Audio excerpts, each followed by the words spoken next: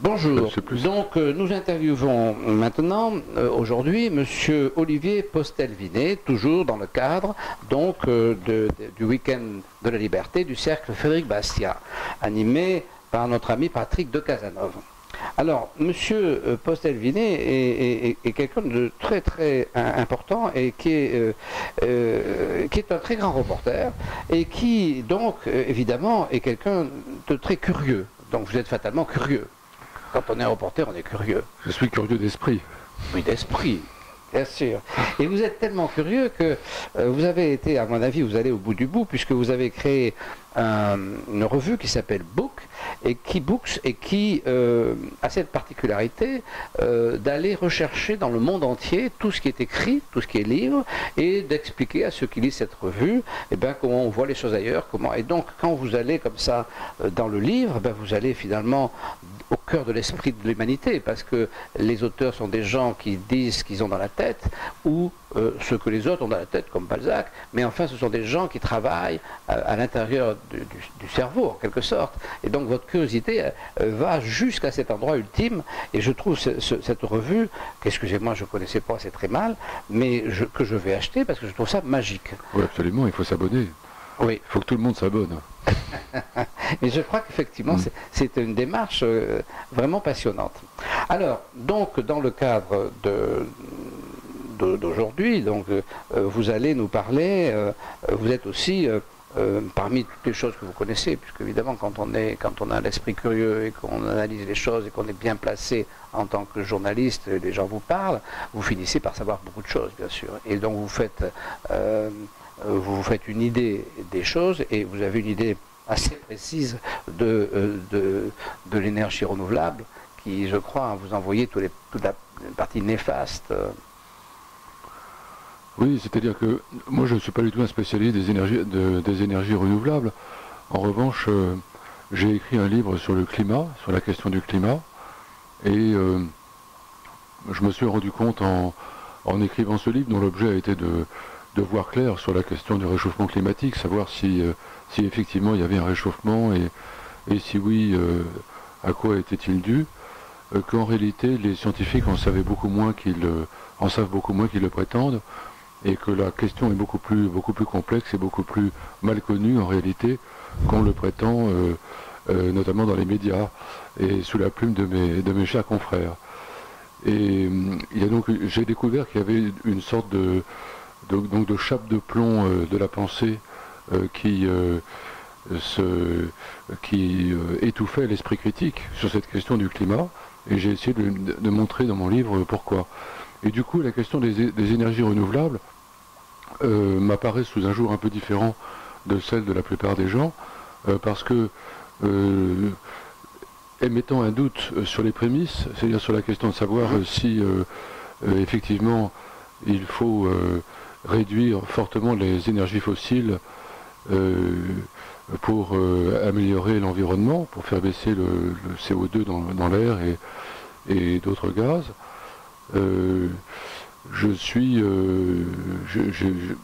J'exerce aussi, j'éprouve aussi un doute de fond sur l'intérêt de multiplier les énergies renouvelables. En réalité, je suis tout à fait convaincu qu'il faut, en effet, chercher à développer des énergies alternatives, de nouveaux modes d'énergie qui soient moins risqués peut-être pour l'environnement et moins polluantes pour certaines d'entre elles. Et il n'y a absolument aucun doute là-dessus, bien entendu, et je suis, comme tout le monde, un écologiste dans l'âme, mais en même temps, le doute que j'émets sur la qualité scientifique des études qui sont avancées par les climatologues sur la question du réchauffement climatique m'incite à exercer un regard particulièrement critique sur la rentabilité des énergies renouvelables qu'on nous présente, l'éolien, le solaire, etc. Est-ce que vous pensez que quelque part ça serait une espèce de prétention, d'orgueil qui ferait que l'homme s'imagine qu'il aurait sur la planète une espèce d'incidence extrêmement importante, alors qu'en réalité il serait relativement insignifiant au point qu'il peut bien se retourner comme il veut, ça ne va pas faire grand-chose à l'univers. C'est une question qui est débattue, c'est une question qui reste ouverte. Il est clair que, si vous voulez, malgré tout, l'extraordinaire expansion démographique de l'espèce humaine, c'est depuis un siècle ou un peu plus, a quand même forcément eu un impact sur la planète, sur l'environnement en général. On voit il y a un océan de plastique qui traîne dans les océans. Il est indéniable que la déforestation est une réalité, même si elle a tendance à diminuer aujourd'hui. Enfin, il y a toute une série d'impacts de l'homme sur l'environnement qui peut-être s'exercent même sur la teneur, la composition de l'atmosphère.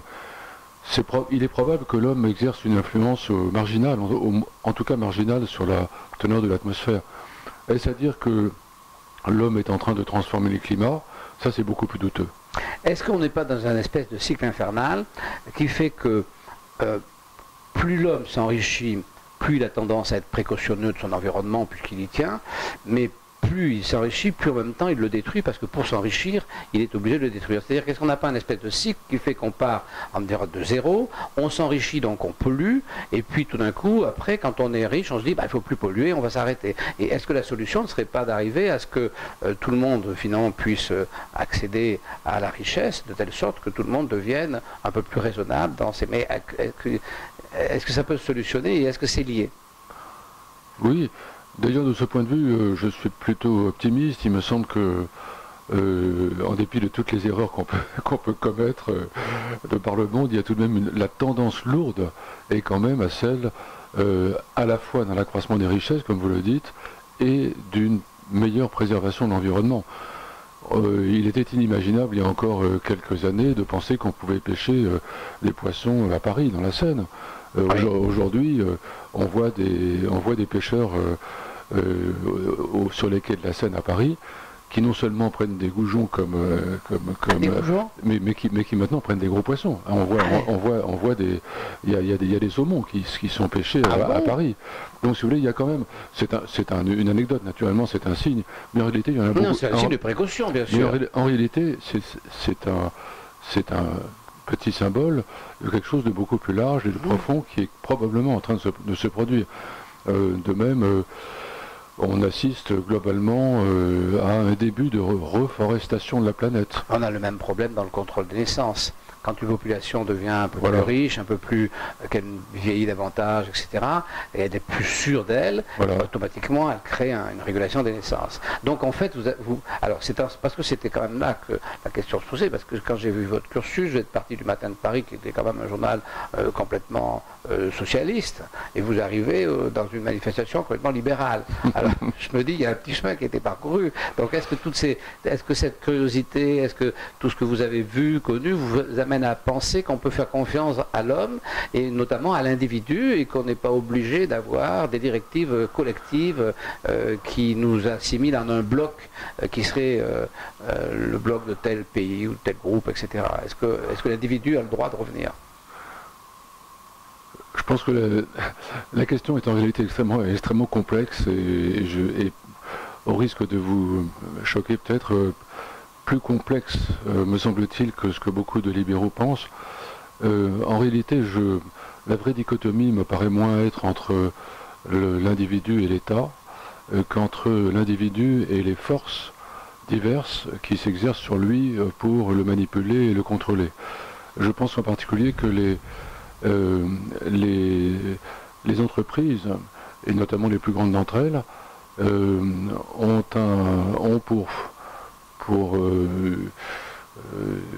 pour source d'énergie principale la faculté de séduire le consommateur, de séduire ses clients, quels qu'ils soient, avec des moyens de marketing et de publicité qui, en réalité,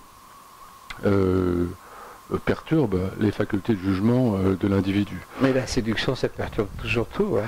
C'est important quand même. Oui, bien entendu, mais donc ce que je crois, c'est que l'individu, en réalité, est enserré par un réseau d'influence et d'agents de manipulation et de contrôle qui viennent certes en partie de l'État, mais qui viennent aussi des entreprises et donc du secteur privé.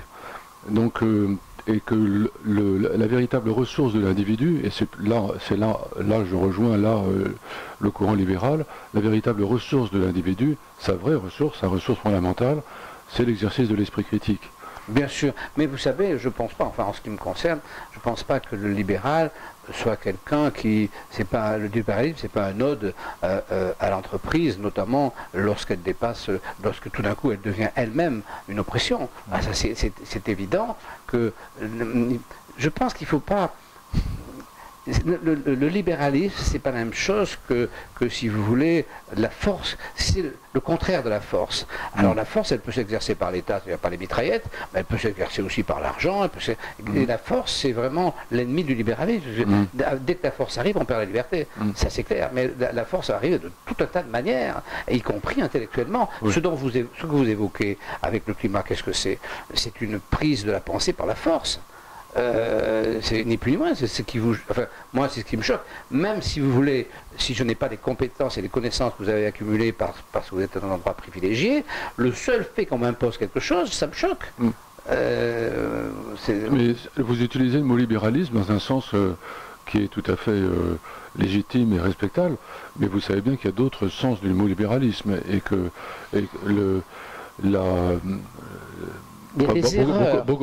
beaucoup de grands économistes qui se considèrent comme au cœur du libéralisme, comme au cœur du libéralisme,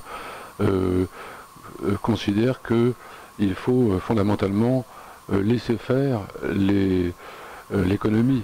Et cette notion du laisser-faire, elle est au cœur d'un libéralisme qui me semble un peu différent de votre position. Non, mais laisser-faire, c'est pas... quand vous laissez faire, il ne peut pas y avoir d'excès. Parce que pour que vous puissiez devenir excessif, il faut que vous empêchiez quelqu'un de vous contrer. Parce que naturellement, si vous voulez, si vous êtes excessif, naturellement, je sais pas moi, vous rentrez dans un restaurant, vous foutez la pagaille, personne ne dira rien. Donc, vous pouvez avoir l'impression que c'est légitime. Ben non, c'est pas légitime. Personne ne dit rien parce que les gens, ils sont gentils, ils sont pas bagarreurs, les gens, ils sont gentils globalement. Hein. Alors, ils se regroupent après, ils deviennent méchants quand vraiment on les a embêtés. Mais ils n'ont pas le réflexe libéral de dire non, là, stop. Là, vous rentrez dans ma liberté, stop. Et ça, parce qu'ils ont beaucoup de gens, enfin moi, je rencontre plein de gens qui n'ont pas l'impression qu'ils ont le droit d'être libres. C'est terrible, hein. Ils n'ont pas l'impression qu'ils ont le droit d'être libres. Et ça me catastrophe, le libéralisme, c'est ça, c'est une pensée globale, et c'est pas une ode à l'économie, hein, non, c'est pas, enfin, dans ma tête, c'est pas ça, et c'est, à mon avis, très mal utilisé, effectivement, c'est pas bien utilisé, le mot, il est trahi, c'est pas qu'il veut dire plusieurs choses, c'est qu'à mon avis, il est trahi. Écoutez, voilà, et je vais vous libérer, parce que je crois que vous allez là... Normalement, je devrais... C'est vous qui commencez le premier, je crois. Non, je ne suis pas le premier, mais enfin, il faut que j'y sois. En tout cas, je vous remercie, je suis très heureux, très fier, très flatté de vous avoir reçu. Et puis, j'espère qu'on aura le plaisir de se revoir. Voilà. Moi aussi. Merci beaucoup de m'avoir